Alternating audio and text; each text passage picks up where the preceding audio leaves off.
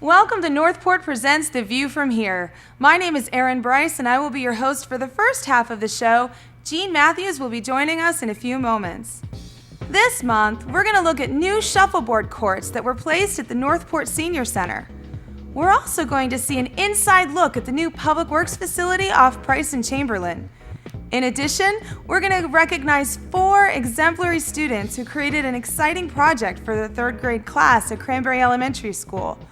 We will also take a look at Newcomer Day, which is now in its 5th year. But first, let's talk about the city's fertilizer ordinance. Now that we're in the summer months and the rain has started, many of our lawns are green.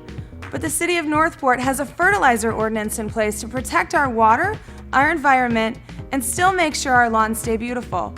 Here is Stormwater Manager Elizabeth Wong to tell you about this ordinance. We in the city of Northport want to protect our waterways from pollution and from excessive fertilizing. It causes unnecessary overgrowth of aquatic plants that can clog up our waterways and degrade our water quality, which is also our drinking water supply. Our waterways comprise of the Mayakachi Creek, and then interconnected with it are all our canals. We have 79 miles of wet canals and hundreds of the dry ditches that leads to the wet canals. So when the rain falls, if you have too much fertilizer and the nitrogen phosphorus from the fertilizer, the excessive parts of it not used up by the plant gets washed into our waterways. It can pollute our waterways and cause undesirable effects. I want to show you a couple things to look for when Northport residents go to store to buy fertilizers. The 3 numbers on top. First number represents nitrogen, second one is phosphorus, and the third one is potassium. Nitrogen and phosphorus is what we're regulating. So when you're looking for the right bag of fertilizer to buy, look for the content for slow release nitrogen. In our ordinance, we're required to only use 50% or more slow release nitrogen. And I can explain that. Slow release nitrogen means it doesn't totally soluble all at once. It releases it very slowly so that the plants can uptake it. In this bag, it says 14%. 14 is more than half of 20. So this meets the 50% criteria. And this other bag I have here, we use during our rainy season to add a little bit more potassium to our plants. And that helps with the plant's roots and flowering system. So we can use this bag during the rainy season. We're not allowed to apply any nitrogen or phosphorus during the rainy season. Plants need a certain amount of nitrogen, phosphorus, minerals, potassium. But if you put too much on them, it can burn up the plants, they'll die. And if you put too much on it, you're just wasting money and you're also polluting the environment because the excess will be running off with the rains. Another part of the fertilizer ordinance addresses where you cannot fertilize. You shouldn't fertilize closer than 10 feet from a ditch or canal or the topper bank. Topper bank is where the slope levels off. That's a topper bank.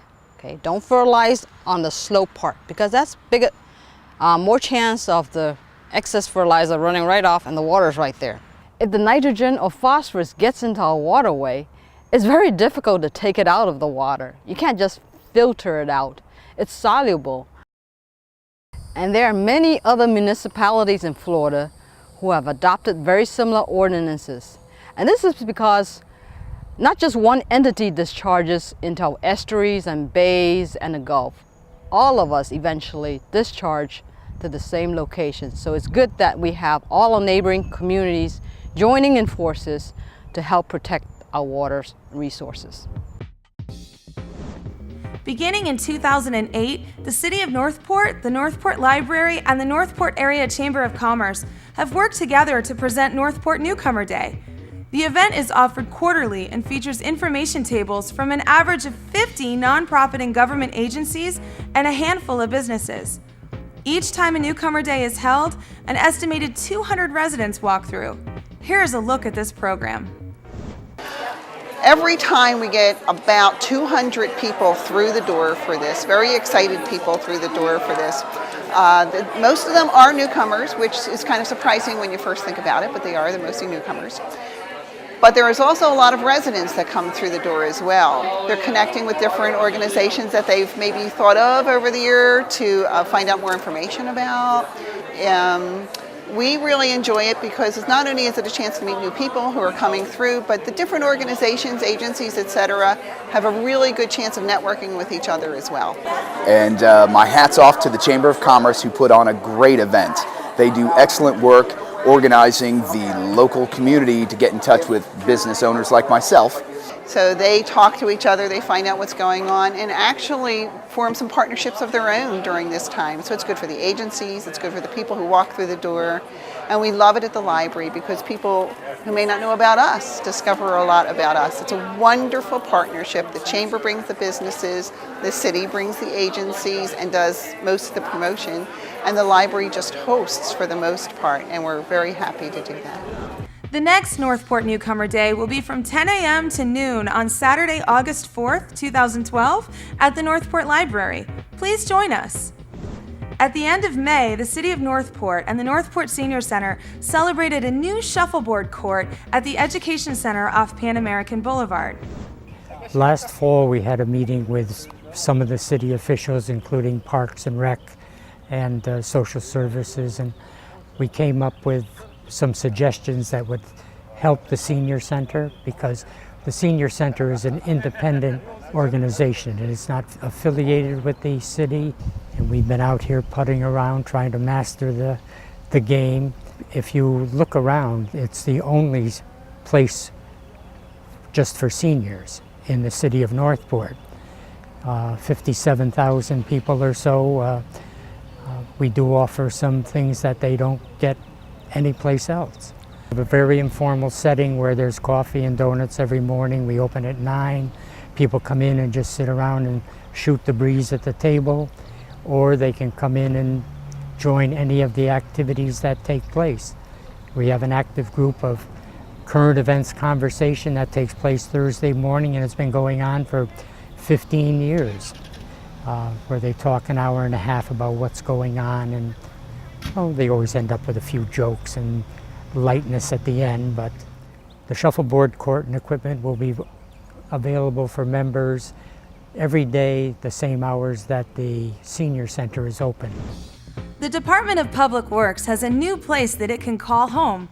For years, the department has worked out of a mobile home at the corner of Price and Chamberlain, and its fleet staff worked out of a facility off Pan American Boulevard.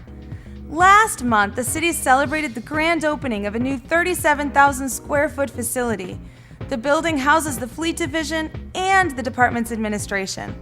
Along with 12 working bays, the facility includes 15,000 square feet of office space, a fueling station, a washing station, and so much more. Here's a look at the celebration that took place.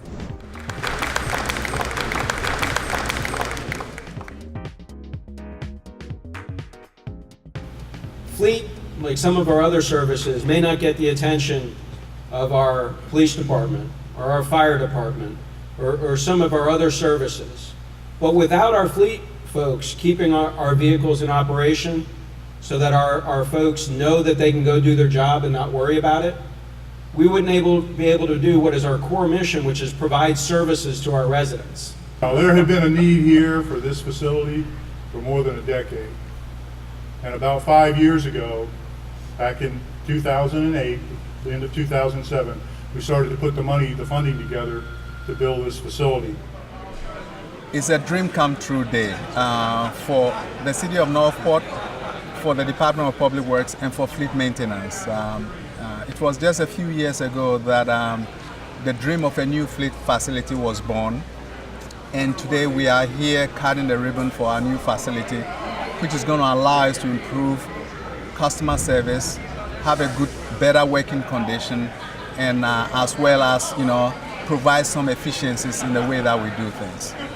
And if you ever have been out to the old fleet site and you see how they were having to try and keep up the vehicles, they weren't even able to do it properly, taking really probably what were risks that were unnecessary. And if you walk through with them, if you get a chance, walk through with them and let them explain to you what this means to them and how proud they are of this new facility.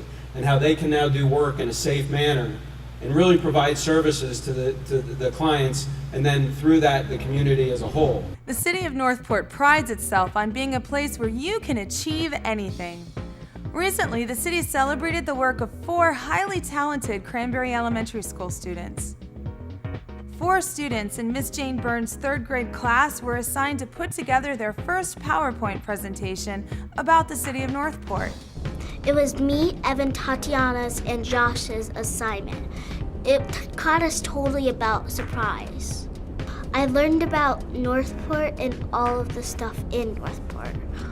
In May, the presentation made its way to city staff at City Hall. So the city decided to pay the students a visit. The city's fire chief, Parks and Recreations manager, commissioner, and city manager gave the students a little more insight on how our city functions.